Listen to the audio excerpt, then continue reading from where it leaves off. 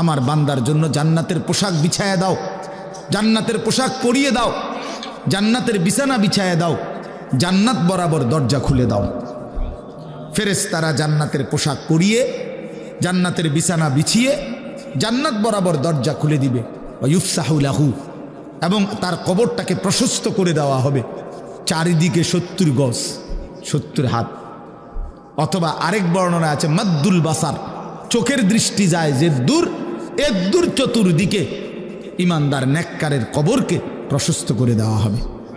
এই সুন্দর প্রশস্ত ঘরে নেককারকে শোয়াইয়া জান্নাতের বিছানা পোশাক পরাইয়া ফেরেশতা বলবে, ভাই সাহেব নাম কানাউমাতিল আরুস, নতুন জামাই যেভাবে বাসর ঘরে নতুন দুলহা ঘুমায় আরামসে সুখের বাসরে, আমনে আমনে ঘুমান, আমনে ঘুমান, কেউ ডিস্টার্ব করবে না।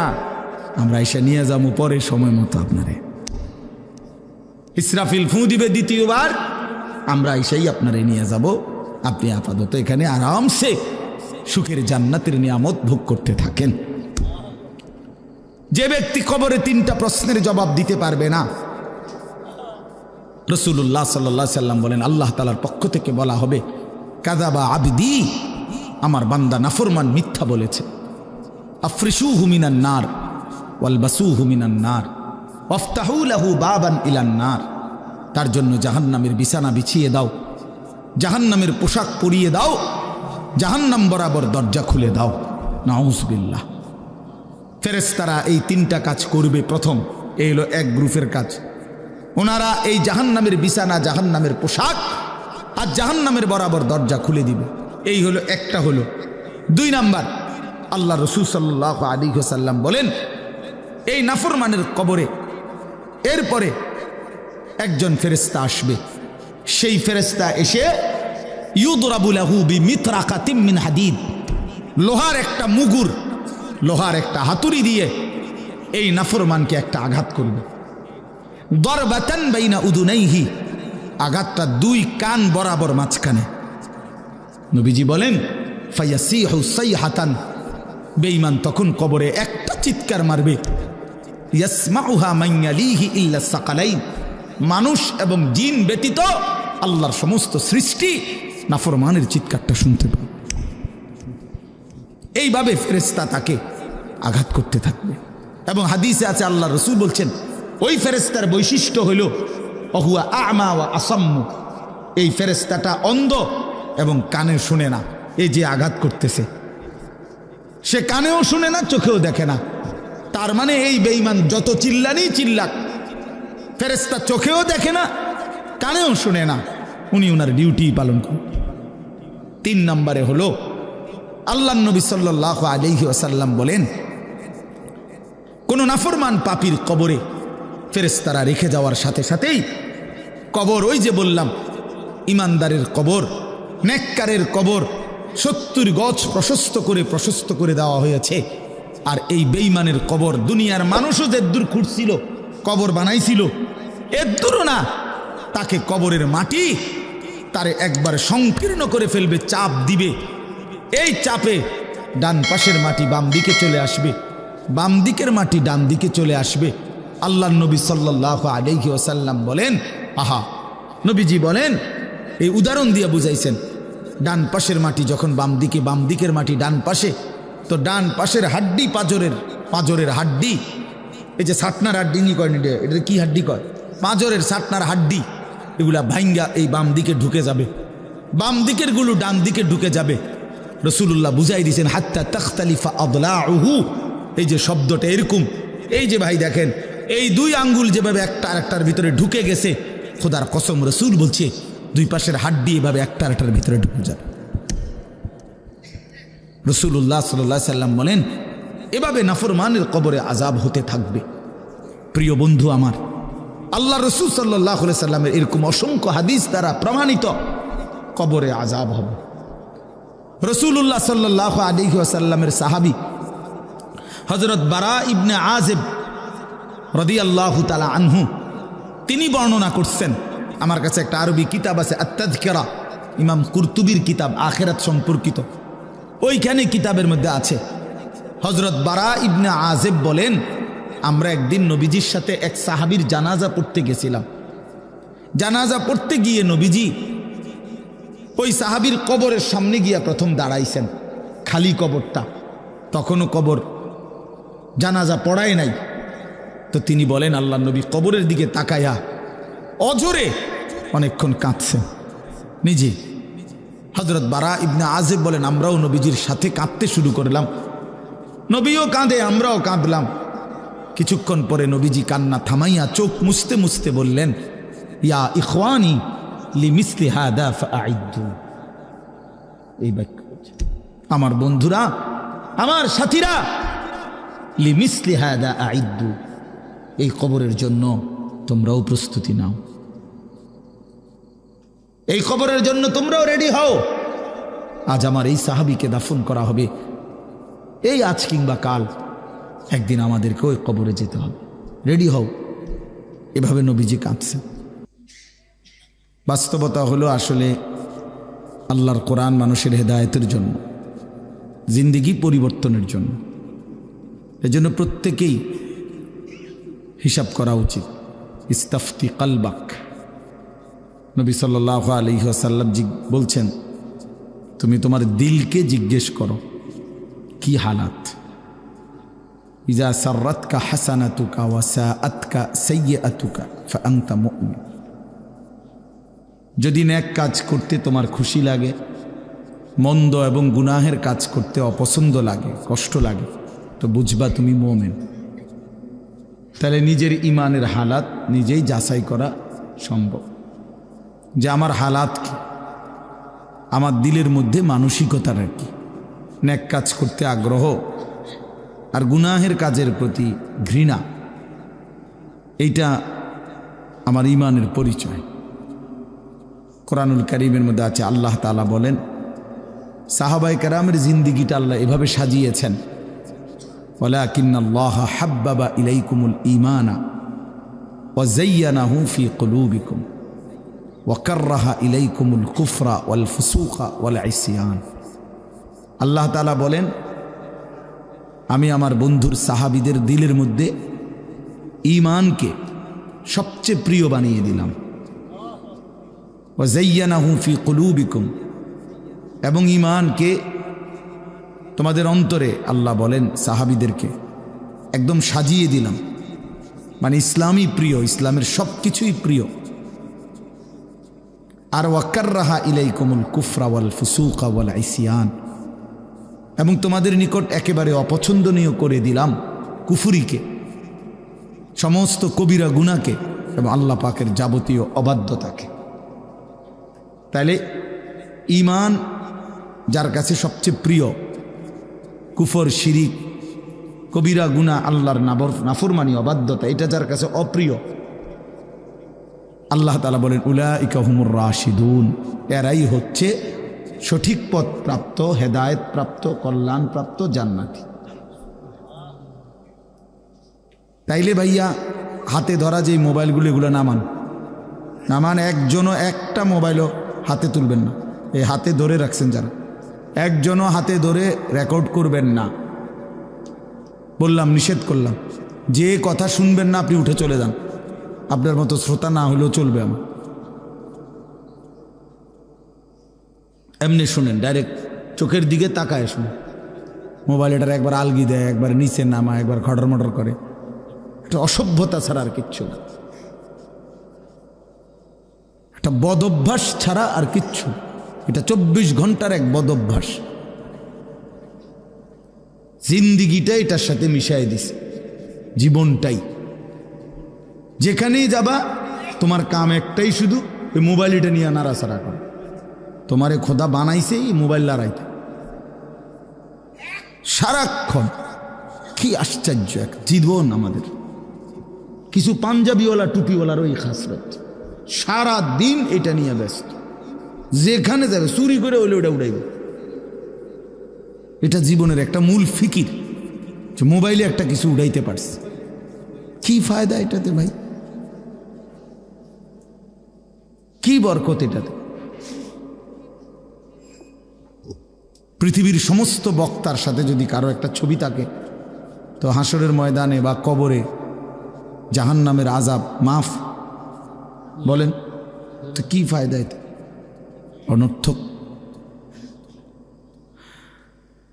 চলেন ভাই এমনি শুনুন। তো বলতেছিলাম আল্লাহ তাআলা বলেন সাহাবায়ে কেরামের দিলের মধ্যে আল্লাহ তাআলা ঈমান ইসলামকে প্রিয় বানিয়েছেন, আল্লাহর নাফরমানিটাকে অপ্রিয় বানাইছেন। ফলে তাদেরকেই আল্লাহ বলছেন উলাইকা হুমুর রাশিদুন। এই গুণাবলী সম্পন্ন হওয়ার কারণে যে ঈমান সবচেয়ে প্রিয়, ইসলাম সবচেয়ে প্রিয়, কুফর শিরিক আল্লাহর অবাধ্যতা নাফরমানি অপ্রিয়, আল্লাহ বলেন এই কারণেই তারা রাশিদুন, তারা সুপথ প্রাপ্ত জান্নাতি। তাইলে আমাদের ওই ঈমানের যাচাই করা উচিত। আমরা যে মুসলমান এটা বোঝা উচিত। আমি যে মুমিন আসলে ঈমানের কোনো স্বাদ মজা, ঈমানের কোনো পরিচয় আমার মধ্যে আছে কিনা এটা দেখা উচিত। রাসূলুল্লাহ সাল্লাল্লাহু আলাইহি সাল্লাম বলছেন সালাসুন মান কুন্না ফীহি ওয়াজাদা হালাওয়াতাল ঈমান। তিনটি বিষয় এমন আছে যার মধ্যে থাকে সেই ঈমানের স্বাদ মজা পেয়ে গেল, তার ঈমান মজাদার। এর মধ্যে একটি হলো আইয়াকুনাল্লাহু ওয়া রাসূলুহু আহাব্বা ইলাইহি মিম্মা সিওয়াহুমা। আল্লাহ এবং তার রাসূল জগতের সব কিছু চাইতে তার কাছে প্রিয়। এই হলো এক। ওয়া আন ইউহিব্বাল মারউ লা ইউহিব্বুহু ইল্লা লিল্লাহ। এবং যে ব্যক্তি কোনো মানুষকে ভালোবাসলো শুধুই আল্লাহর জন্য, শুধুই আল্লাহর জন্য। ওয়া আন ইয়াকরাহা আন ইয়াউদা ফিল কুফরি কামা ইয়াকরাহু আন ইউকযাফা ফিন নার। এইটা আমি বলার জন্য বলছি যে আল্লাহ রাসূল সাল্লাল্লাহু আলাইহি সাল্লাম বলেন। এবং 3 নম্বর হলো যে ব্যক্তির ঈমান এরকম যে একজন মুমিন হওয়ার পরে, মুসলমান হওয়ার পরে কুফরিতে আল্লাহর নাফরমানিতে ফিরে যাওয়া তার কাছে এতটা অপছন্দ আগুনে নিক্ষিপ্ত হওয়া যতটা অপছন্দ। ইচ্ছা করে যেমন কোনো মানুষ সজ্ঞানে সুস্থ মাথায় আগুনে ঝাঁপ দিতে চায় না, মুমিন ঠিক এরকম আল্লাহর নাফরমানি ইচ্ছা করে সজ্ঞানে করতে চায় না। এমন যার হালাত তার ঈমান মজাদার ঈমান, সেই ঈমানের স্বাদ পেন। এই জন্য যে কয়েকজন বয়স্ক অনেক বাবা আছেন বোঝা যাইতেছে, আপনাদেরকে বলি নিজের ঈমানের হিসাব মিলান। জিন্দিগির শেষ বেলা যাদের 40, 50, 60 বছর বয়স, 40 ঊর্ধ্ব মানুষ যারা, ধরে নেন আপনাদের হায়াতের শেষ সময়, হিসাব মিলান। হিসাব মিলায় দেখেন হালাত কি।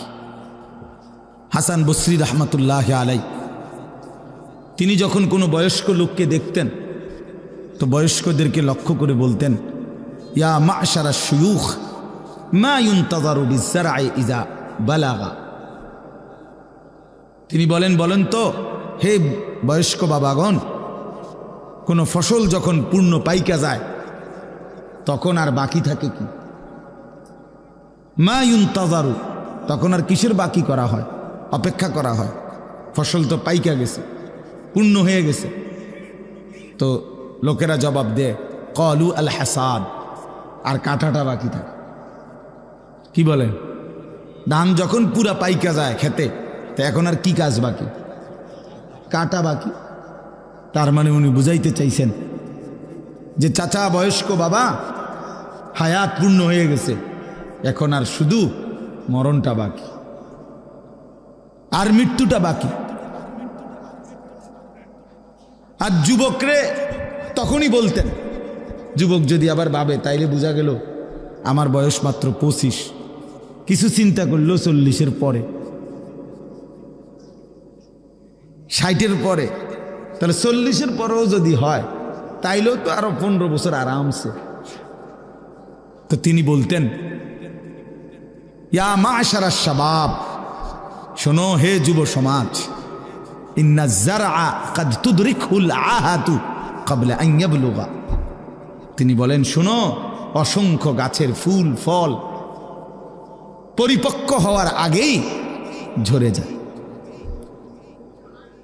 ঝরেই যায় বেশি।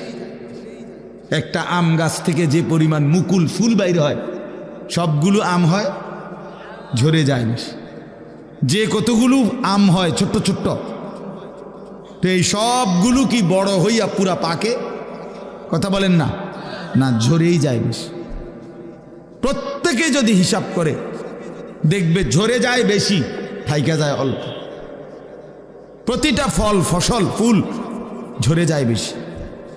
কাদ তুদরিকুল আহাতু, আহাতু মানে মুসিবত, ঝরে পড়া। ক্বাবলা আন ইয়াবলুগা, পূর্ণ হওয়ার আগেই। তার মানে যুবককে তিনি বলতেন, তুমি প্রতারিত হইও না। সবাই 60 বছর বয়সী হয় না, 40 বছর হয় না। আল্লাহ তাআলা কোরআনুল কারীমের মধ্যে বলছে দুইটা কথা, অমিনকুম মান ইউতাওয়াফা মিন ক্বাবলু অমিনকুম মান ইউরাদ্দু ইলা আরযালিল উমর। আমি হায়াত দিতে দিতে কাউকে এই চলমান অবস্থাতেই মৃত্যু দিয়ে ফেলি, আর কাউকে বৃদ্ধ অবস্থা পর্যন্ত পৌঁছাই। এটা কোরআন শরীফের আয়াত। আল্লাহ বলছেন আমি কাউকে মৃত্যু দিয়ে দেই আগেই, আর কাউকে আমি আরজালুল উমর, বৃদ্ধ অবস্থা, নিষ্কর্ম অবস্থা পর্যন্ত পৌঁছাই। এই জন্য আমি 2 দিন মাহফিলের শেষ, এই জন্য বললাম এই কথাটা। ওই ভাই, এই তোমরা এই মাঝখান দিয়ে কথা বলো না ভাই, কথা বল। যার কষ্ট হয় চলে যাও তুমি, আমার কোনো অসুবিধা নেই, কিন্তু এখানে কথা বলো না দোস্ত আমার। আমি এটা পছন্দ করি না বাপ। এর চাইতে কম শ্রোতা আমার কোনো অসুবিধা নেই। আমি ওই যে এতক্ষণ আমার এই মৌলানা মুফতি মহিউদ্দিন ভাই, আমার শায়েখ আরিফ বিল্লাহ আল্লামা মুফতি মুশতাকুন নবী কাসেমি হুজুরের মাদ্রাসার উস্তাদ সুধন্যপুরে, এতক্ষণ উনার লোকই ওয়াজ করছি একজনে, এতক্ষণ একারে এনে এন পর্যন্ত কোনো অসুবিধা নেই। শ্রোতাই একজন হইলে যথেষ্ট। ওনারও বহুত ওয়াজ করছি, এত শ্রোতা নিয়ে কোনো টেনশন নেই। একজনের সামনে বললেও আল্লাহ গ্রহণ করলে কামিয়াব, 1 কোটির সামনে বললেও মালিক গ্রহণ না করলে কোনো লাভ নেই। এই জন্য বাপ, অল্প একটু সময় কথা মনোযোগ দিলে ভালো। আমি এটার প্রতি একটু কঠোরতা করি, এই জন্য যে আল্লাহর কথা মনোযোগ দিয়া শুনে আলাদা নিজের জন্য, বিশ্বাস করেন খুব দ্রুত সময়ে আল্লাহ তার জিন্দিগি বদলায় দেয়। কিন্তু ফালতু মানুষ গাফেল, ওই বুট খায়, কথা শুনে, ওয়াজ শুনে, বাদাম খায়, বন খায়, বিড়ি খায়, সুর দিলে টান দিলে আইয়ে, শিক্ষার দিলে আইয়ে, ভাল লাগলে কদ্দুর শোনে, ভাল লাগলে কদ্দুর শোনে না, জিমায় কদ্দুর, ওয়াজ শুনে কদ্দুর। এই সমস্ত ফালতু মানুষ এ ফালতুই থাকে। নতিজা আরজালের তাবে হয়, ফলাফল যখন নিকৃষ্টতার অনুগামী হয়। বুঝেন নাই? না বুঝেন নাই, আমি আরো বাংলায় বলি। না না বুঝেন না, আমি কই না, তাহলে বুঝবেন। একটা উদাহরণ দিলে এ কি কইছি এই কথাইটা, তাহলে বুঝবেন। নতিজা আরজালের তাবে হয়, ফলাফল নিকৃষ্টতার অনুপাতে হয়। ভালো এবং মন্দ দুইটা মিশে গেলে ফলাফল আসে নিকৃষ্ট, যেটা মন্দ ওইটার আলোকে। যেমন একটি পানির ট্যাঙ্কির মধ্যে 500 লিটার পানি থাকে, ধরেন আটে, ওই যে গাজী ট্যাঙ্কি 499 লিটার, এটার মধ্যে মোটর দিয়া পবিত্র পানি দিছে, মানে মোটরের পানি, ভালো পানি 499 লিটার। শুধু 1 লিটার ফেসাব এটার সাথে দিছে, এই মিল্লা হয়েছে 500 লিটার। 499 লিটার হইল পবিত্র পানি, 1 লিটার হইল কি ফেসাব। এখন 500 লিটার পানির হুকুম কি বলেন? সবাই বলেন, সবাই বলেন। হ্যাঁ, সব মুফতি সাহেব সবাই বুঝছেন এটা, ঠিক না? এটা একেবারে সহজ কিনা? তাহলে ফলাফল আসলে মানে এইটাই বুঝাইলাম, ভালো এবং মন্দ মিশে যাওয়ার পর ফলাফল আসছে কোনটার?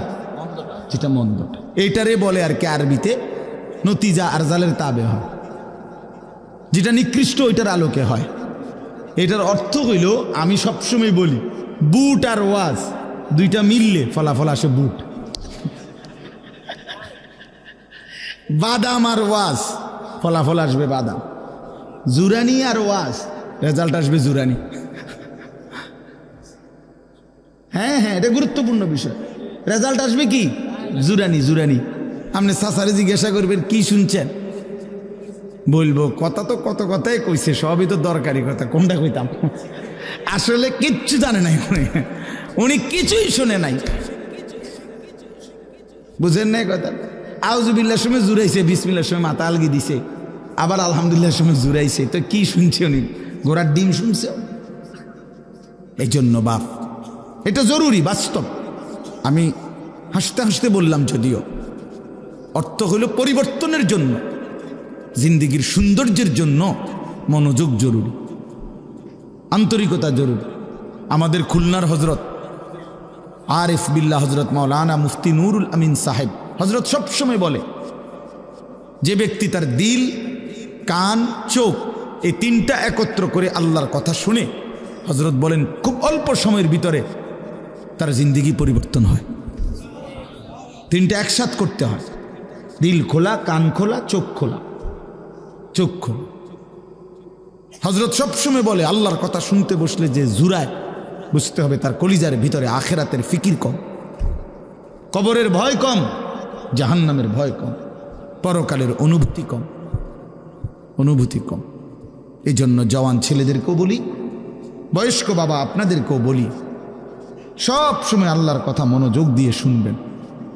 আর আপনাদেরকে যেটা বললাম, হিসাব মিলান আসলে আপনার হৃদয়ের হালাত কি।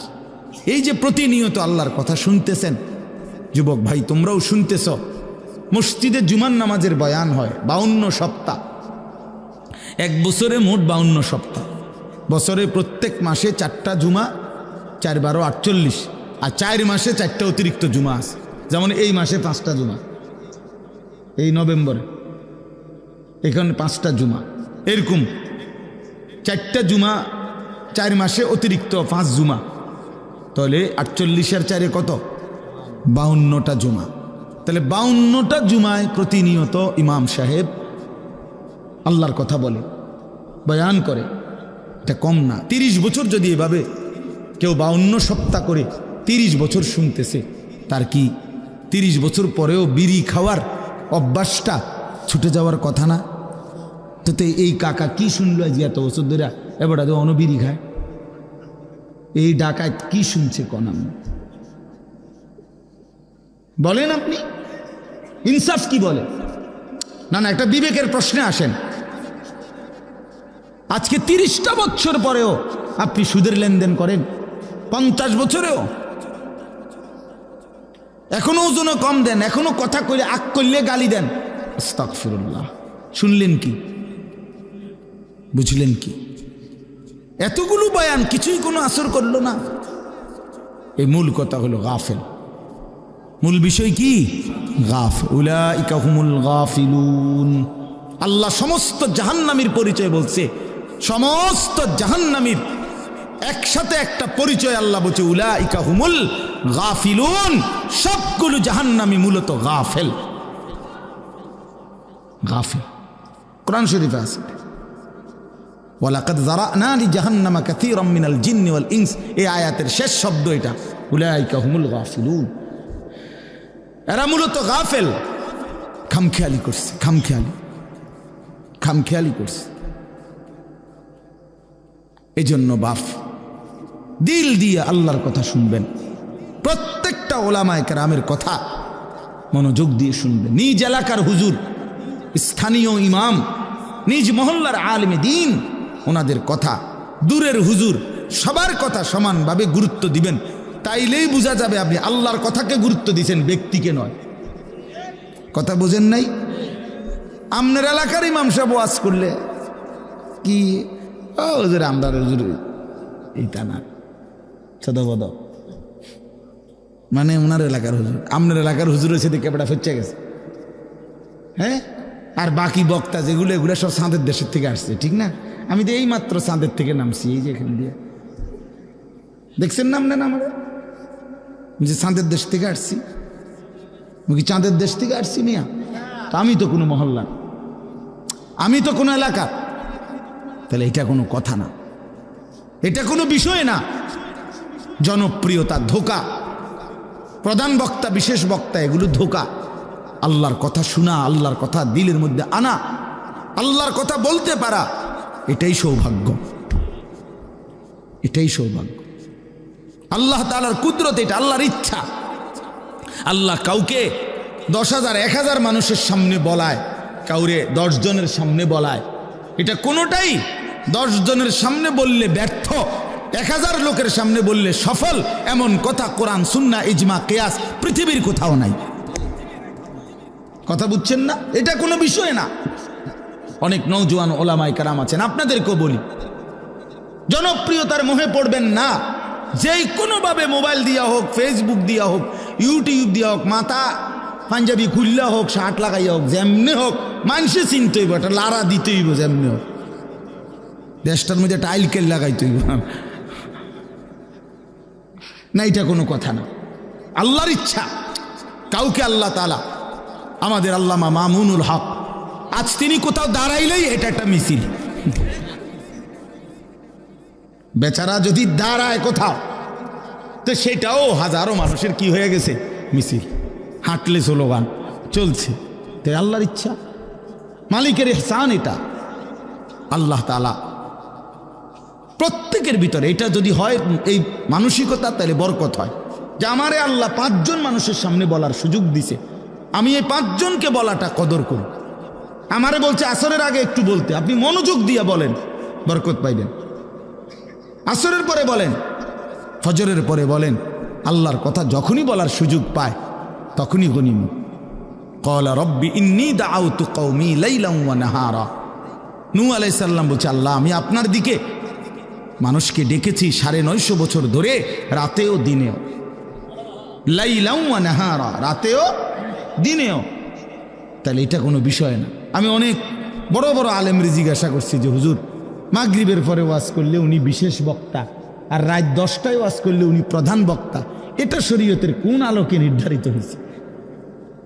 এই ফাইসালা আইসে কেন? রাত যত সাফে বক্তার দাম তত বাড়ে, এটা কোন ফতুয়ার ভিত্তিতে, কিসের ভিত্তিতে? আল্লাহর কথা যিনি বলেন ইখলাস ও তাকওয়ার সাথে, হক কথা যিনি বলবেন তার কথাই দামি, তার কথাই দামি। চলেন এই জন্য ইনশাআল্লাহ জিন্দেগির হিসাব মিলাবেন। বাপ আমার নওজোয়ান ছেলে, তোমাদেরকেও বলি ভাই, প্রতিনিয়ত মসজিদে জুমার নামাজে ঢোকো, আবার বের হও ভাইয়া। কিন্তু তোমার জীবন এমন আশ্চর্য যে ইমাম সাহেবের 2টা লাইন কথাও মনোযোগ দেওয়া শোনে না, পুরাটা টাইম মোবাইল টিপতেছে, পাশের ছেলেটার সাথে কথা বলতেছে, দুষ্টামি দৌড়াদৌড়ি কথাবার্তা। অফ, আল্লাহকে এইভাবে ছেড়ে দেওয়া মানুষ? কোরআন শরীফে আছে, আল্লাহ তাআলা বলেন ফাবিআইয়ি হাদিসিন বা'দাহু ইউমিনুন। কোরআনুল কারীমের সবচেয়ে বেশি যে কয়েকটা আয়াত আছে আমার দিলের মধ্যে একবারে লড়াইয়া ফেলে, আমার দিল নড়ে সবচেয়ে বেশি, এর মধ্যে এইটা একটা আয়াত। আমার আশ্চর্য লাগে যে মালিক এটা কি বলছে, ফাবিআইয়ি হাদিসিন বা'দাহু ইউমিনুন।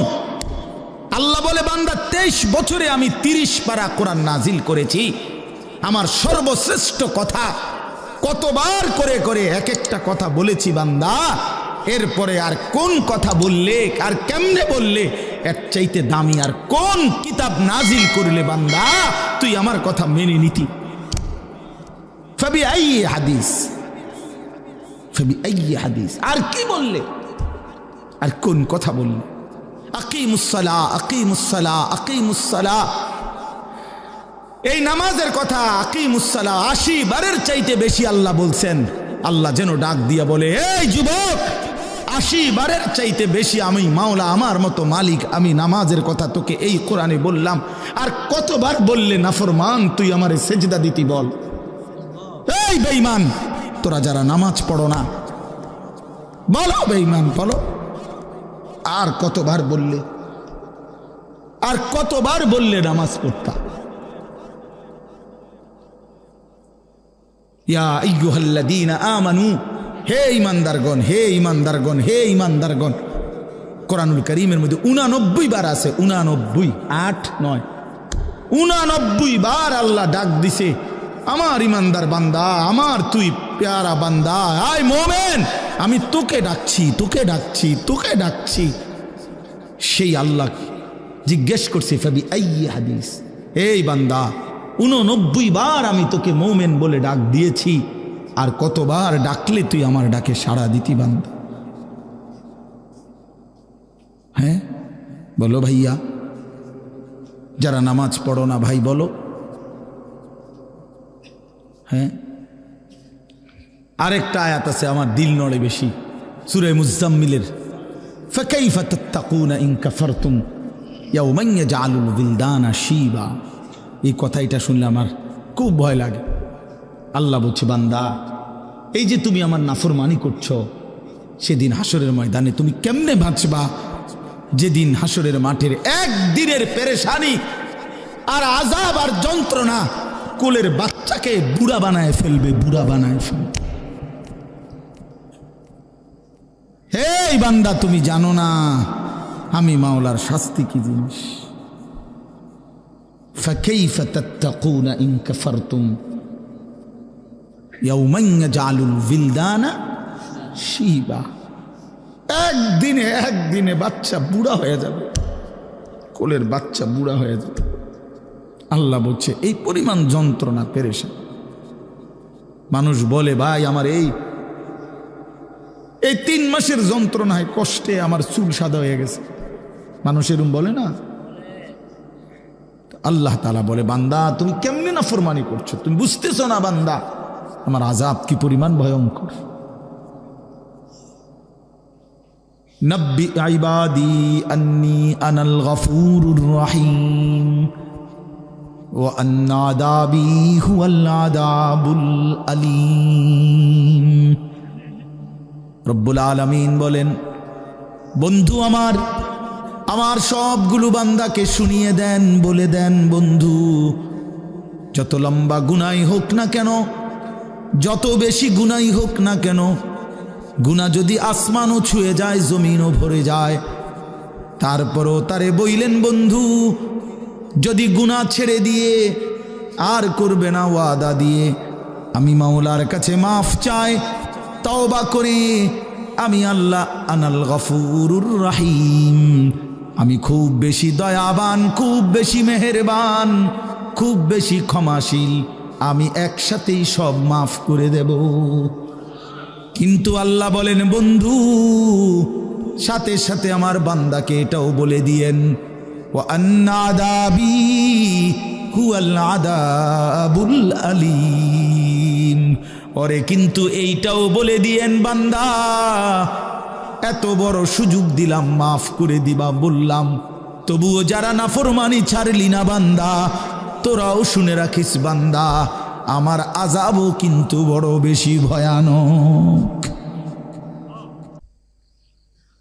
আন্না আযাবি হুয়াল আযাবুল আলীম। শাস্তি বড় ভয়ানক আমার, পুরস্কার যেমন অনেক বড়, শাস্তিও অনেক বড়। এজন্য দোস্ত বন্ধু রাত গভীরে ফিকির করে, ওই যে কুয়াশার ফোঁটা পড়তেছে গায়ে,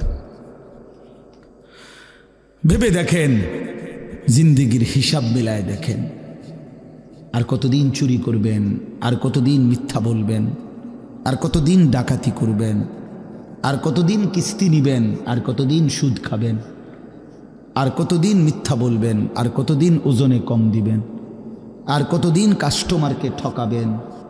আপনার ছেলেটা 365 দিনে খোদার 1 বছরে কোনো দিন ফজরের নামাজ পড়ে না, এই জানোয়ার আর কতদিন নামাজ ছাড়া থাকবে?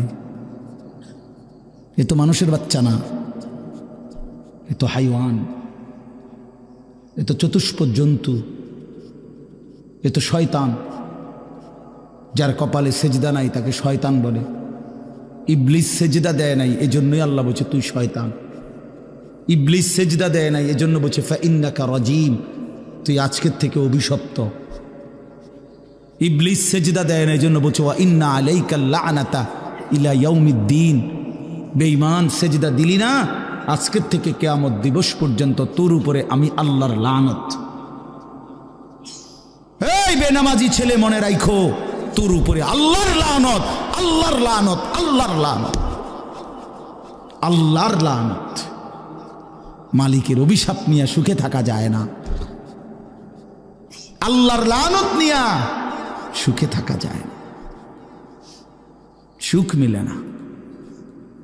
এজন্য হিসাব করেন, 60 বছর বয়স বিড়ি সিগারেট ছাড়বেন না, চা দোকানের আড্ডা বন্ধ করবেন না। আজকে 30 বছর ধরে আপনার ঘরে রঙিন টেলিভিশন চলে, প্রতিদিন নাচ গান নাটক সিনেমা, ছেলে মেয়ে নাতি নাতনি বউ বাচ্চা সবাই দেখতেছে। এটা আর কোনো দিন বন্ধ হবে না? তাইলে আর কোনো দিন বন্ধ হবে না? যার বিবি আজকে 20 বছর বেপর্দা, এই মহিলা তাইলে আর কোনো দিন পর্দা করবে না? বলো বাবা, তোমরা যারা সারা রাত মোবাইলে নাচ গান ছবি দেখো, তুমি আর কোনো দিন ফিরবা না ভাইয়া? তুমি কি এই গুনাহ আর কোনো দিন ছাড়বা না? তাইলে আর কত নারী দেখলে তোমার তৃপ্তি হবে? আর কত ছবি দেখলে তোমার তৃপ্তি হবে? আর কোন দিন ফিরবার সময় হবে? এই রাত গভীরে শেষ হিসাব করে। আলাম ইয়ানি লিল্লাযীনা আমানু আন তাখশা কুলুবুহুম লিযিকরিল্লাহ। আল্লাহ বলে, মুমিন ইমানদার বান্দা আমার, আমি আল্লাহর স্মরণে, আমার বন্দিগি আর আমার জিকিরের জন্যে তোমার দিলটা নরম হওয়ার সময় আজও কি হয়নি বান্দা? আলাম ইয়ানি, বলেন বাবা, বলেন ছেলেরা, বলো বন্ধু, বলো আর কোন দিন সময় হবে? আর কোন দিন ফিরবা? কোন দিন? বয়স্ক বাবা, আপনি ফিরবেন কোন দিন? আমি ফিরব কোন দিন? আল্লাহ আমাদেরকে বুঝ দান করেন, আল্লাহ আমাদের কলিজার মধ্যে ফিকির দান করেন। কোরআনুল কারীমের 29 নম্বর পারা 67 নম্বর সূরা, সূরা মুলক। এই সূরা থেকে 3টা আয়াত আমি তেলাওয়াত করেছি, 12, 13, 14। আর অল্প একটু সময়, এখান থেকে একটু কথা বলি তাইলেই শেষ। 1 নম্বর কথা হলো সূরা মুলক। সূরাটার নাম কোরআনুল কারীমের অত্যন্ত ফজিলতপূর্ণ একটি সূরা।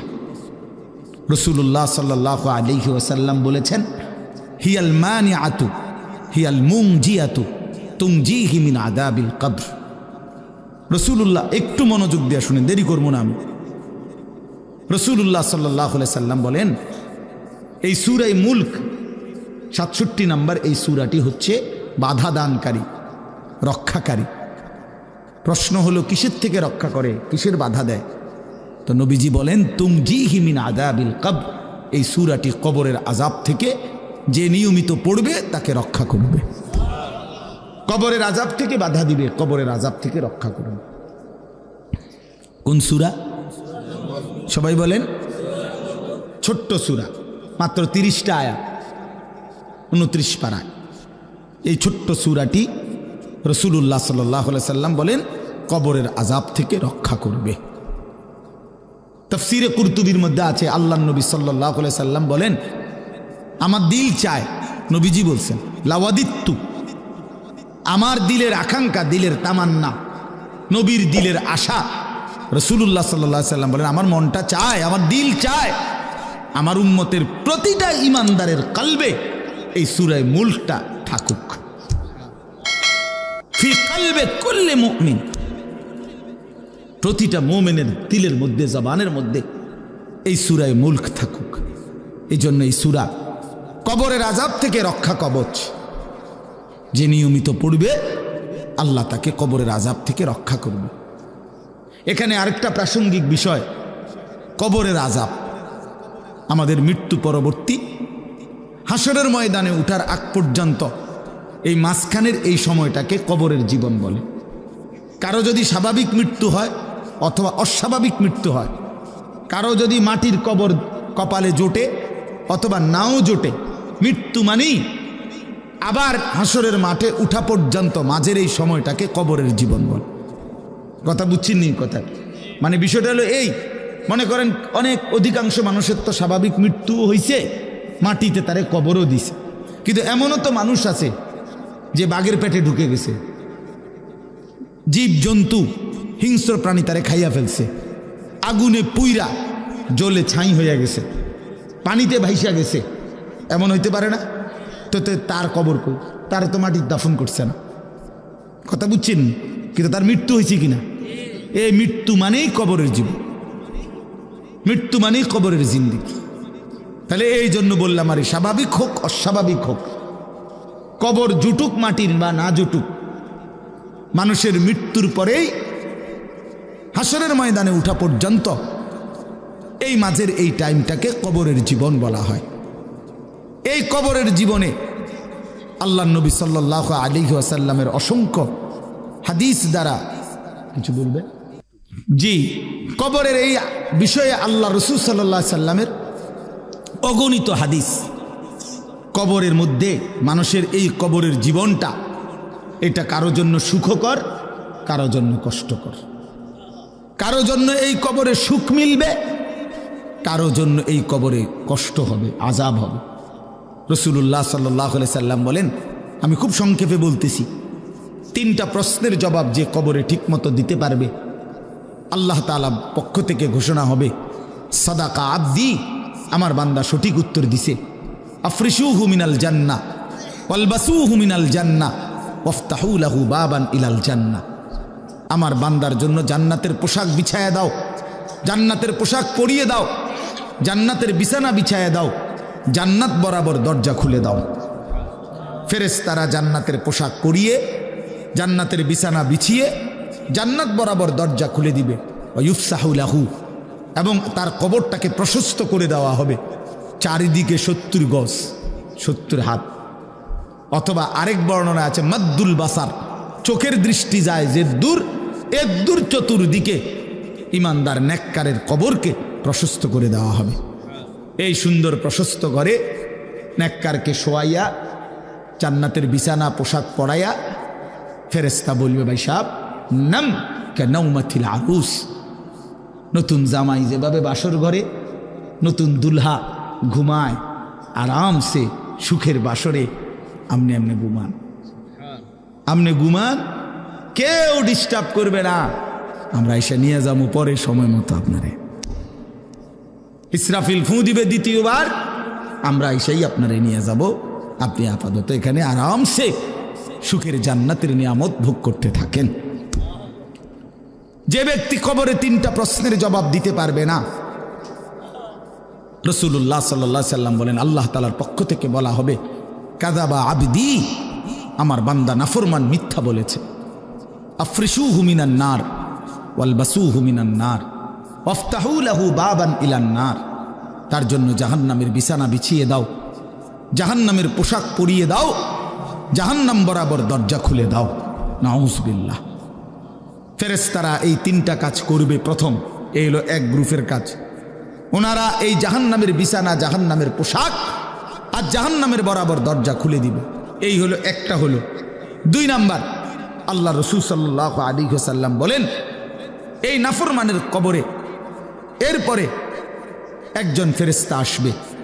সেই ফেরেশতা এসে ইউদরাবু লাহু বিমিতরাকাতিম মিন হাদিদ, লোহার একটা মুগুর, লোহার একটা হাতুড়ি দিয়ে এই নাফরমানকে একটা আঘাত করবে। দরবাতান বাইনা উদুনাইহি, আঘাতটা 2 কান বরাবর মাঝখানে। নবীজি বলেন, ফায়াসিহু সাইহাতান, বেঈমান তখন কবরে একটা চিৎকার মারবে, ইয়াসমাউহা মান ইয়ালিহি ইল্লা সাকালাইন, মানুষ এবং জিন ব্যতীত আল্লাহর সমস্ত সৃষ্টি নাফরমানের চিৎকারটা শুনতে পাবে। এইভাবে ফেরেশতা তাকে আঘাত করতে থাকবে। এবং হাদিসে আছে, আল্লাহ রাসূল বলছেন, ওই ফেরেশতার বৈশিষ্ট্য হইল অহুয়া আ'মা ওয়া আসাম্মু, এই ফেরেশতাটা অন্ধ এবং কানে শুনে না। এই যে আঘাত করতেছে, সে কানেও শুনে না, চোখেও দেখে না। তার মানে এই বেঈমান যত চিল্লানি চিল্লাক, ফেরেশতা চোখেও দেখে না, কানেও শুনে না, উনি ওনার ডিউটি পালন করেন। 3 নম্বরে হলো, আল্লাহ নবী সাল্লাল্লাহু আলাইহি ওয়াসাল্লাম বলেন, কোন নাফরমান পাপীর কবরে ফেরেশতারা রেখে যাওয়ার সাথে সাথেই কবর, ওই যে বললাম ইমানদারের কবর, নেককারের কবর 70 গজ প্রশস্ত করে দেওয়া হয়েছে। আর এই বেঈমানের কবর, দুনিয়ার মানুষও যে দূর খুঁড়ছিল, কবর বানাইছিল, এর দূরও না, তাকে কবরের মাটি তারে একবার সংকীর্ণ করে ফেলবে, চাপ দিবে। এই চাপে ডান পাশের মাটি বাম দিকে চলে আসবে, বাম দিকের মাটি ডান দিকে চলে আসবে। আল্লাহর নবী সাল্লাল্লাহু আলাইহি ওয়াসাল্লাম বলেন, আহা, নবীজি বলেন, এই উদাহরণ দিয়ে বুঝাইছেন, ডান পাশের মাটি যখন বাম দিকে, বাম দিকের মাটি ডান পাশে, তো ডান পাশের হাড্ডি, পাঁজরের হাড্ডি, এই যে সাটনার হাড্ডি নি কয়, এটা কি হাড্ডি কয়, পাঁজরের সাটনার হাড্ডি, এগুলা ভাইঙ্গা এই বাম দিকে ঢুকে যাবে, বাম দিকের গুলো ডান দিকে ঢুকে যাবে। রাসূলুল্লাহ বুঝাই দিয়েছেন, হাত্তা তাখতালিফা আদলাউহু, এই যে শব্দটা এরকম, এই যে ভাই দেখেন, এই দুই আঙ্গুল যেভাবে একটা আরেকটার ভিতরে ঢুকে গেছে, খোদার কসম রাসূল বলছে দুই পাশের হাড্ডি এভাবে একটা আরেকটার ভিতরে ঢুকে যাবে। রাসূলুল্লাহ সাল্লাল্লাহু আলাইহি সাল্লাম বলেন, এভাবে নাফরমানের কবরে আযাব হতে থাকবে। প্রিয় বন্ধু আমার, আল্লাহ রাসূল সাল্লাল্লাহু আলাইহি সাল্লামের এরকম অসংখ্য হাদিস দ্বারা প্রমাণিত কবরে আযাব হবে। রাসূলুল্লাহ সাল্লাল্লাহু আলাইহি ওয়াসাল্লামের সাহাবী হযরত বারা ইবনে আযিব রাদিয়াল্লাহু তাআলা আনহু, তিনি বর্ণনা করছেন, আমার কাছে একটা আরবি কিতাব আছে আত-তাযকিরা, ইমাম কুরতুবির কিতাব, আখিরাত সম্পর্কিত, ওইখানে কিতাবের মধ্যে আছে, হযরত বারা ইবনে আযিব বলেন, আমরা একদিন নবীজির সাথে এক সাহাবীর জানাজা পড়তে গেছিলাম। জানাজা পড়তে গিয়ে নবীজি ওই সাহাবীর কবরের সামনে গিয়া প্রথম দাঁড়াইছেন, খালি কবরটা, তখনও কবর জানাজা পড়ায় নাই। তো তিনি বলেন, আল্লাহ নবী কবরের দিকে তাকায়া অজরে অনেকক্ষণ কাঁদছেন নিজে। হযরত বারা ইবনে আযিব বলেন, আমরাও নবীজির সাথে কাঁদতে শুরু করলাম, নবীও কাঁদে, আমরাও কাঁদলাম। কিছুক্ষণ পরে নবীজি কান্না থামাইয়া চোখ মুছতে মুছতে বললেন, ইয়া ইখওয়ানি লিমিসলি হাদা ফাআইদ্দু, এই বাক্য, আমার বন্ধুরা, আমার সাথীরা, লিমিসলি হাদা আইদ্দু, এই কবরের জন্য তোমরাও প্রস্তুতি নাও, এই কবরের জন্য তোমরাও রেডি হও। আজ আমার এই সাহাবীকে দাফন করা হবে, এই আজ কিংবা কাল একদিন আমাদেরকে ওই কবরে যেতে হবে, রেডি হও। এভাবে নবীজি কাঁদছেন। হযরত ওসমান রাদিয়াল্লাহু তাআলা আনহু, আপনারা অনেক শুনছেন ওলামাদের বয়ানে, তিনি যখন কবর দেখতেন এই পরিমাণ কাঁদতেন, হাত্তা ইয়াবুল্লা লিহিয়াতাহু, দাড়িগুলো ভিজে যেত। তো ওনাকে জিজ্ঞেস করছে, হযরত আপনি কবর দেখলে এভাবে কাঁদেন কেন? তো তিনি বলতেন, ইন্নাল কবরা আউয়ালু মানাজিলিল আখিরা, কবর আখিরাতের প্রথম ঘাঁটি, ফা ইন নাজা মিনহু ফামা বাদাহু আইসারু মিনহু, যদি কবরের ঘাঁটিতে কেউ বাইচা যায় পরবর্তী সবগুলো তার জন্য সহজ। ওয়া ইন লাম ইয়ানজু মিনহু ফামা বাদাহু আশাদ্দু মিনহু, যদি কবরের ঘাঁটিতে বেঁচে না যায়, আটকায়া যায়, পরবর্তী সব ঘাঁটি তার জন্য এর চাইতে কঠিন। এরপরে তিনি বলতেন, ক্বালা ওয়া ক্বালা রাসূলুল্লাহ সাল্লাল্লাহু আলাইহি ওয়াসাল্লাম, হযরত ওসমান তখন নবীজির একটা হাদিস শুনাইতেন, যে শোনো, আমি নবীজির হাদিস শুনাইতেছি। আল্লাহর নবী সাল্লাল্লাহু আলাইহি সাল্লাম বলছেন, মা রাআইতু মানজারান কাত্তু ইল্লা ওয়াল কবরু আফজাউ মিনহু। নবীজি বলেন, উম্মত, আমি মুহাম্মদ বলতেছি, জীবনে আমি যত আযাবের দৃশ্য দেখেছি, কবরের চাইতে ভয়ানক কোন আযাবের দৃশ্য আমি রাসূল দেখি নাই। মা রাআইতু মানজারান কাত্তু, কখনোই দেখি নাই কবরের চাইতে ভয়ানক কোন দৃশ্য। এজন্য প্রিয় বন্ধু আমার, কবরের আযাব সত্য। এই আজকে আমরা যারা নাফরমানি করছি, আমরা যারা আল্লাহর অবাধ্য, নামাজ রোজা, হালাল হারাম, পাক নাফাক, শরীয়তের হুকুম আহকাম পাত্তাও দিচ্ছি না, আমাদের আখিরাত তো আছেই, হাসরের ময়দান তো আছেই, কবরেই ভীষণ আযাব হবে, কবরের কষ্টটাই সহ্য করা যাবে না। মুহাদ্দিসিনে কেরামের কারো কারো মত হইল, সর্বশেষ যেই লোকটা কবরে যাবে, হতে পারে তাকে 40,000 বছর কবরে থাকতে হবে। তো এখন যারা কবরে যাচ্ছে, নূহ আলাইহিস সালামের জামানায় যারা কবরে গেছে, ইব্রাহিম আলাইহিস সালামের জামানায় যারা কবরে গেছে, রাসূলুল্লাহ সাল্লাল্লাহু আলাইহি সাল্লামের জামানায় যারা কবরে গেছে, তারা বাপ আজকে কতদিন কবরে পড়ে আছে?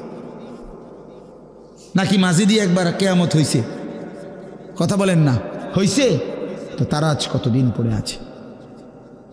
তো সর্বশেষ ব্যক্তিটাও যদি 40,000 বছর থাকতে হয়, তাহলে আগের মানুষগুলো আমাদের কি হালাত। এই জন্য দোস্ত আমার, রাসূলুল্লাহ সাল্লাল্লাহু আলাইহি সাল্লাম 5 ওয়াক্ত নামাজের পরে হাদিসে আছে নবীজি কবরের আযাব থেকে পানাহ চাইতেন। আল্লাহুম্মা ইন্নী আউযু বিকা মিন আযাবিল কবর ওয়া মিন ফিতনাতিল কবর ওয়া মিন ফিতনাতিল মাসীহিদ দাজ্জাল ওয়া মিন ফিতনাতিল মাহইয়া ওয়াল মামাত। এটা নবীজির 5 ওয়াক্ত নামাজের পরের কমন দোয়া ছিল। নিয়মিত কবরের আযাব থেকে মুক্তি চাইতেন, অথচ তিনি নিষ্পাপ, যার নিজের কোনো গুনাহ নাই। তিনি যদি এতবার দোয়া করতেন, আমি আপনি কি পরিমাণ দোয়া করা উচিত। অতএব আমি রাত গভীরে মনে করাই দিলাম, আমাদের কবর সত্য। প্রিয় বন্ধু আমার, বাবারা আমার, হাসলেও মরে যাবেন, কাঁদলেও মরে যাবেন, সুখে থাকলেও মরে যাবেন, দুঃখে থাকলেও মরে যাবেন। আল্লাহ যেন বারবার বলছে, বান্দা তুমি চাও কিংবা না চাও, আমি কিন্তু তোমার এনে থাকতে দেব না। বান্দা তুমি চাইলেও থাকতে দেব না, তুমি না চাইলেও থাকতে দেব না। আমি বান্দার রাখতাম না, এখানে এটা রাখতাম না, তোমারেও মনে রাখতাম না, পৃথিবীটাকেও আমি জাগাত রাখতাম না। শুধু শুধু তুমি এটা লইয়া কামড়াকামড়ি করো না। বান্দা রাখবো না, আমি তোমারে রাখবো না। অতএব আমরা মরে যেতেই হবে। অট্টালিকার মানুষটাও মরে যাবে, কুড়ে ঘরের মানুষটাও মরে যাবে। জীবনে যে দুঃখ দেখে নাই সেও মরে যাবে, জীবনে যে সুখ দেখে নাই সেও মরে যাবে। মরবো কিনা আমরা বলেন? কবরে যেতে হবে কিনা আমাদের? অতএব আমাদের দায়িত্ব কবর, হাসর, মিজান, ফুলসেরাত, আখেরাত, জান্নাত, জাহান্নাম এগুলোকে ভয় করা, বিশ্বাস করা। আর এগুলোকে ভয় করা মানেই আল্লাহকে ভয় করা। এগুলোকে ভয় করা মানেই কাকে ভয় করা? এগুলো আমরা দেখছি কেউ না, এ না দেখেই ভয় করতে হবে। কবর, হাসর, মিজান, ফুলসেরাত, জান্নাত, জাহান্নাম, কবরের শান্তি, কবরের শাস্তি, এগুলো না দেখেই বিশ্বাস করা, এটাই আল্লাহর ভয়, এটাই আল্লাহকে ভয়। আর আল্লাহকে যে ভয় করে, এগুলোকে যে ভয় করে, আল্লাহর কসম এটার অর্থই হলো সে গুনাহ থেকে নিজেকে বিরত রাখে। এই জন্য একটা সহজ কথা, যে গুনাহ থেকে বিরত থাকে সেই আল্লাহকে ভয় করে, যে আল্লাহকে ভয় করে সে গুনাহ থেকে বিরত থাকে। কথা বুঝছেন না আমার? এই কথাটাই আল্লাহ বলছেন, ইন্নাল্লাযীনা ইয়াখশাউনা রাব্বাহুম বিল গায়বি, নিশ্চয়ই যারা আল্লাহকে ভয় করে না দেখে। না দেখে এই কথার অর্থ হইল আমি আল্লাহকেও দেখি না, অথচ আমার আল্লাহকে আমি ভয় করি। আমি কবর দেখি না, জাহান্নাম দেখি নাই, আখেরাত দেখি নাই, হাসরের ময়দান দেখি নাই, মিজান, ফুলসিরাত দেখি নাই, কিন্তু আমি আল্লাহ রসুলের কথার উপরে, কোরআনের কথার উপরে, আমার মালিকের এই কথাগুলো বিশ্বাস করি, ভয় করি। তো এই কথার উপরে যাদের জীবন, তার মানেই তারা গুনাহ থেকে বেঁচে থাকে।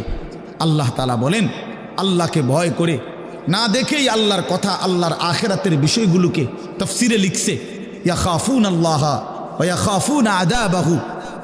তো আল্লাহর আযাবকে যারা ভয় করে, আল্লাহকে যারা ভয় করে, গুনাহ থেকে যারা বিরত থাকে, আল্লাহ বলেন আমি ওয়াদা দিলাম আমার সেই বান্দাদেরকে আমি 2টা পুরস্কার দেব। 1, লাহুম মাগফিরাতুন, তাদের পেছনের জিন্দেগির সব গুনাহ মাফ করে দেব। 2, ওয়া আজরুন কবীর, সবচেয়ে বড় বিনিময় আমার জান্নাত দিয়ে দেব। এরপরে আল্লাহ বলেন, আমাদের সবাইকে বলছে, ছেলেরা তোমরাও শোনো, আমাদের সবাইকে আল্লাহ বলছে, বান্দা তোমার 3টা অবস্থা। একটা হইল তুমি কিছু কথা জোরে বলো, কখনো আস্তে আস্তে বলো, আর কখনো অন্তরের মধ্যে জল্পনা কল্পনা করো। তুমি শুধু এদ্দুর মনে রাখো, বান্দা আমারে আড়াল করতে পারতা না, আমারে আড়াল করতে পারতা না।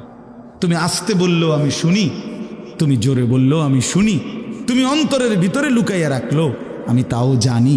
কাজে আমার থেকে তুমি বাঁচতে পারতা না, আমার থেকে। এই জন্য যুবক, তুমি মনে করো ইয়ারফোন লাগাইলে আর কেউ শোনে না, না মানুষে না শোনে না, মালিক তো শোনে। তুমি মনে করো রাত 2টা বাজে, দরজা লাগায় ফেললে, লাইট নিবাইয়া ফেললে, এবার মোবাইলে উলঙ্গ ছবি দেখলে আর কেউ জানে না, তো দুনিয়ার কেউ না জানে না, মালিক বলে বান্দা আমি তো জানি। আলম ইয়ালাম বিআন্নাল্লাহা ইয়ারা, আল্লাহ বলে জানো বান্দা আমি তোমাকে সারাক্ষণ দেখি, সারাক্ষণ দেখি। আলা ইয়ালামু মান খালাক ওয়া হুয়াল লাতীফুল খাবীর। এই শেষ আয়াত আল্লাহ বলে, বান্দা আমি তোমার কাছে একটা যুক্তি দেখাই। আল্লাহ আমাদের সামনে একটা যুক্তি দেখাচ্ছে, এই বান্দা তুমি বলো তো, যিনি সৃষ্টি করলেন তিনি বুঝি জানবেন না, এটা তুমি কেমনে ভাবলা? আলা ইয়ালামু মান খালাক, যিনি বানালেন তিনি জানবেন না? এটা যিনি বানাইলো যে কোম্পানি, আপনি যদি বলেন যে এই কোম্পানির মেন যারা প্রোডাক্ট করলো, এটা উৎপাদন করলো, তারা বুঝি জানে না যে কোন দিয়ে এন দিয়ে কথা কয় না, এন দিয়ে কথা কয়, এরা জানে না, আপনি পণ্ডিতি করলো বেনে নাকি? কথা বলেন না? তাহলে যিনি বানাইলেন তিনিই তো অধিক জানবেন, ঠিক কি না বলেন? আল্লাহ তাআলা বলেন, বান্দা আমার থেকে লুকাইবা কেমন? আমি তো তোমাকে বানিয়েছি, আমি তো তোমাকে সৃষ্টি করেছি। মজার কথাগুলো তাফসীরের মধ্যে লিখছে, মক্কার কুরাইশরা এই আয়াতের ব্যাখ্যার মধ্যে আছে, ও আসিররু কাওলাকুমের, মক্কার কুরাইশরা নবীজির বিরুদ্ধে দিবানিশি ষড়যন্ত্র করত। তো ষড়যন্ত্র করলে মাঝে মধ্যে বইয়া কথা যে কইতো, তো বাটফারেরা কইতো কি একজন আর একজন, আস্তে কো আস্তে, হেই আস্তে আস্তে, আসিররু আস্তে কও কেন? কাইলা ইয়াসমা রব্বা মুহাম্মদ, যেন মুহাম্মদের খোদা শুনতে না পায়। আস্তে কো বেটা। আচ্ছা, তো মুহাম্মদের খোদা শুনলে কি হবে? কয় তাইলে জিব্রাইল রে পাঠাইয়া কইয়া দিব।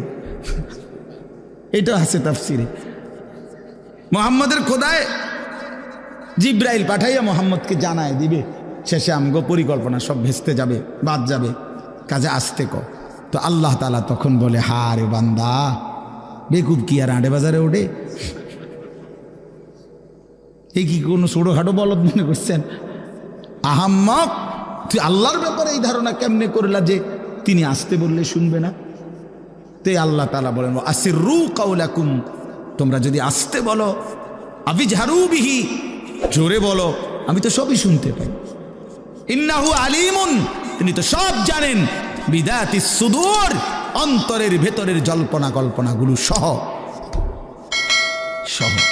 ফালা ইয়ালামু ইদা বুসিরা মা ফিল কুবুর ওয়া হুসিলা মা ফিস সুদূর, হাসরের ময়দান আল্লাহ খুলে দিবে, সবাইকে উঠাবে, তো আল্লাহ বলে অন্তরের ভিতরের কথাগুলো পর্যন্ত বের করে দিব বান্দা।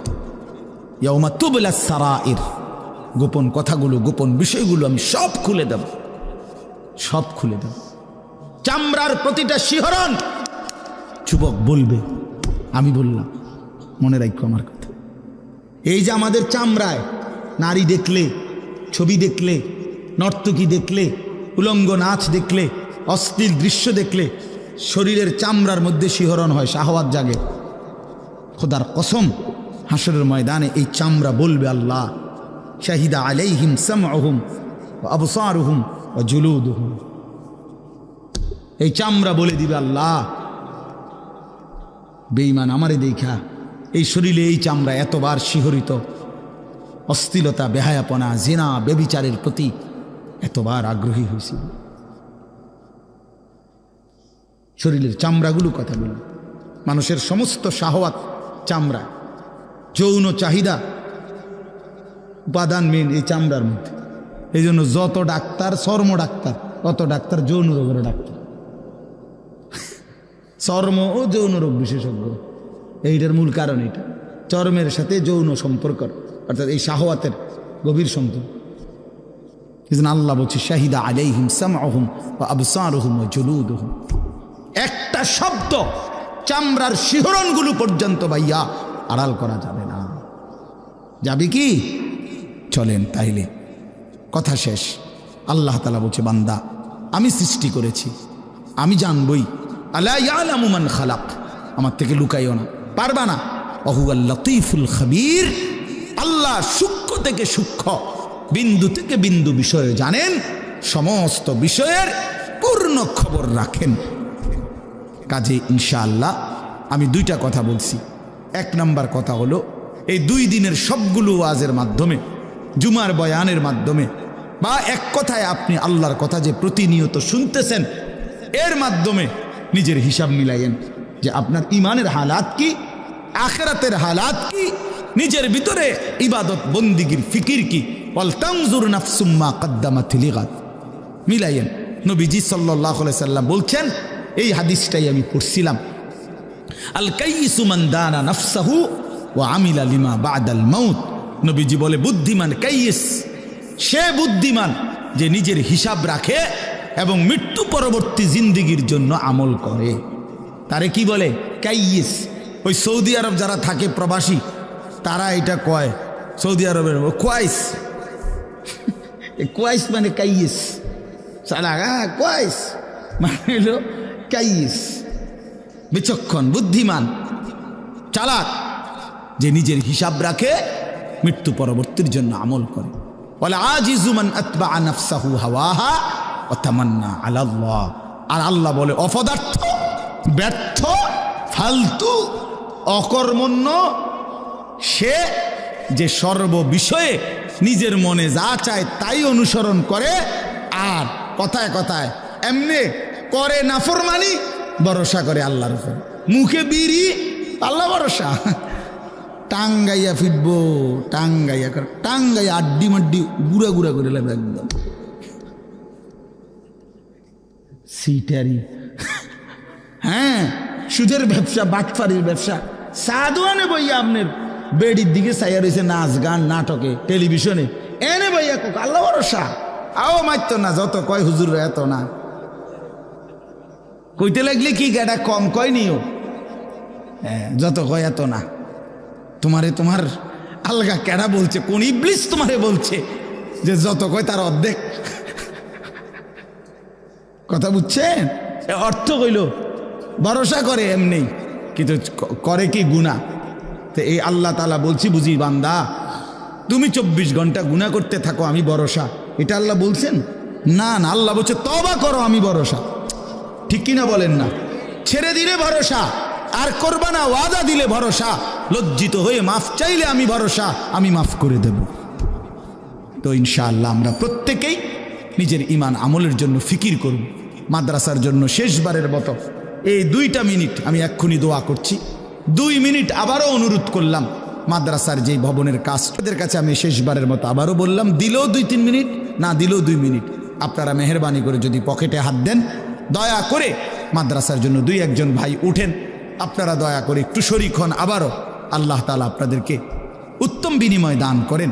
দয়া করে আপনারা ফিরায় দিয়েন না, ইনশাআল্লাহ ঠকবেন না, বারবার দেন। আজকে এত দিনের প্রাচীন মাদ্রাসা, আপনাদের ভালোবাসার সহযোগিতাতেই মাদ্রাসা চলতেছে। তো আল্লাহ তাআলা আপনাদের প্রত্যেকের দানে, সাদাকায় উত্তম বরকত দান করেন। যুবক ভাই, তোমাদের কাছে অনুরোধ, ভাইয়া নামাজ পড়ো, ভাই আমার নামাজ পড়ো, নামাজ পড়ো, নিজের ভালো বুঝো, নিজের কল্যাণ বুঝো। আল্লাহ তাআলা আমাদের সবাইকে তৌফিক দেন, কবুল করেন, আমিন আমিন। জি জলদি জলদি করেন। ও উনি অন্য রুমাল ঠিক করে, কেউ দৌড়ুন না, নাই হেমিয়ান রুমাল দেন ইনশাআল্লাহ। মাশাআল্লাহ, আল্লাহ কবুল করেন।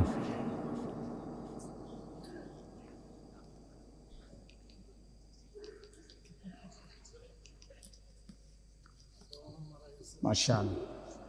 আমার আবুল কাসেম ভাই বাবা মার জন্য দিছেন 1000 টাকা, আল্লাহ কবুল করেন।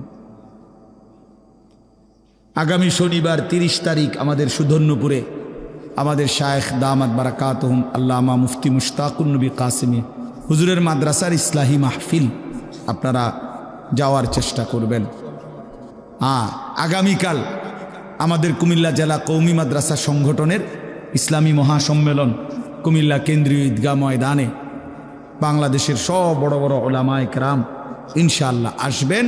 আমাদের মামুন আসবেন। কে আসবেন? না না, আমাদের মামুন, সে আমাদের মামুন ইনশাআল্লাহ আসবেন। আল্লাহ তাআলা তৌফিক দান করেন, আমরা অংশগ্রহণ করব সবাই ইনশাআল্লাহ। আরও ভাইদেরকে বলবেন, সবাই যাবেন ইনশাআল্লাহ। আল্লাহ তৌফিক দান করেন। ওই এনে নাও চাচা, টাকা দিতে করে তুমি কোনানে করো। মাশাআল্লাহ। আপনারা যারা টাকা আনতে যাইতেছেন জলদি নিয়ে আসেন, ওনারা টাকার জন্য যাইতেছে, দ্রুত নিয়ে আসেন। না কিছু সাথী তো যাইতেছে টাকার জন্য।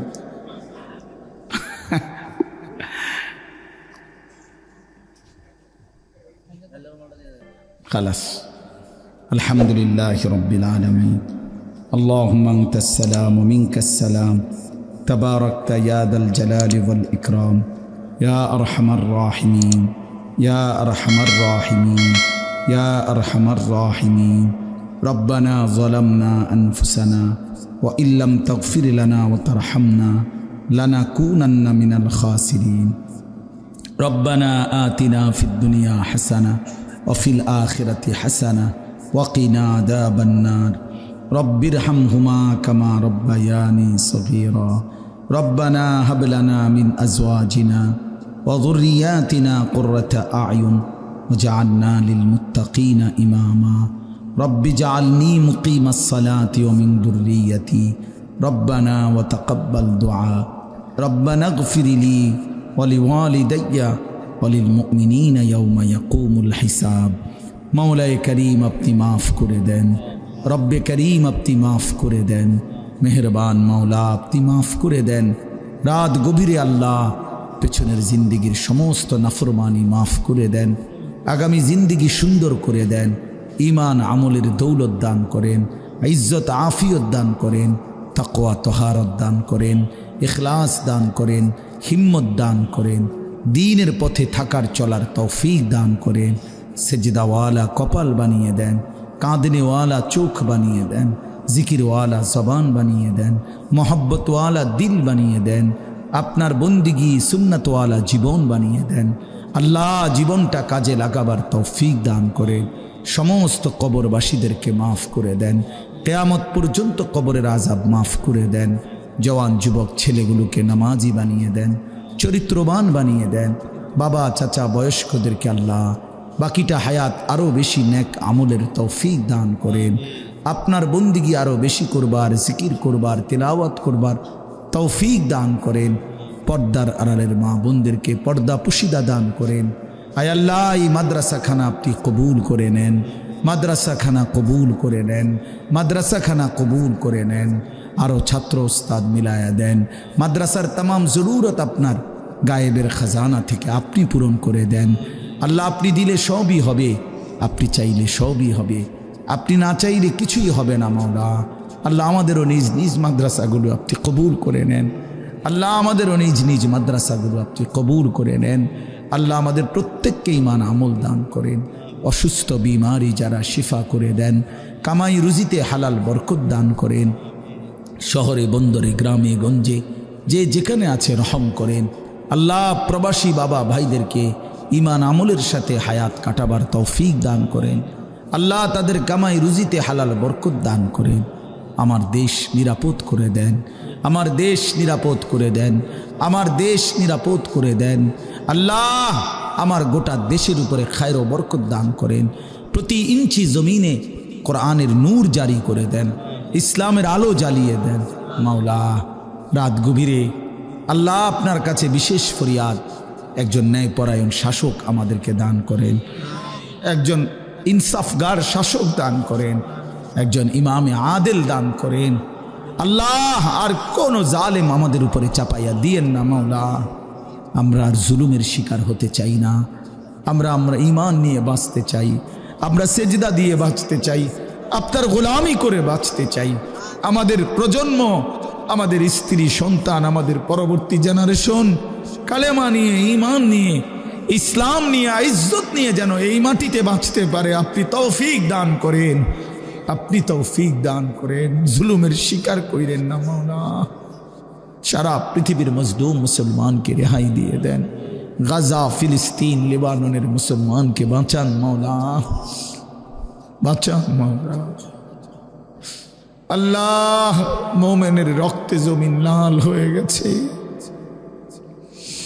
আর কত রক্ত ঝরবে মাওলা আপনি কালেমার বিজয় দান করেন আপনি হকের বিজয় দান করেন আল্লাহ শাহাদাতের প্রতিটা খুনের উপরে কালেমার বিজয় দান করে আয় আল্লাহ ইসরায়েলের ইয়াহুদি বেঈমানদেরকে ধ্বংস করে দেন আল্লাহ এই মাদ্রাসার সমস্ত দান সাদাকা আপনি কবুল করে নেন যে যেভাবে প্রথম দিন থেকে আজ পর্যন্ত অংশগ্রহণ করেছে জায়গা জমি টাকা পয়সা বুদ্ধি পরামর্শ কমিটি এলাকাবাসী সহযোগিতাকারী আন্তরিকতা পোষণকারী সকলকেই উত্তম বিনিময় দান করেন রব্বির হামহুমা কামা রব্বায়ানি সগীরা।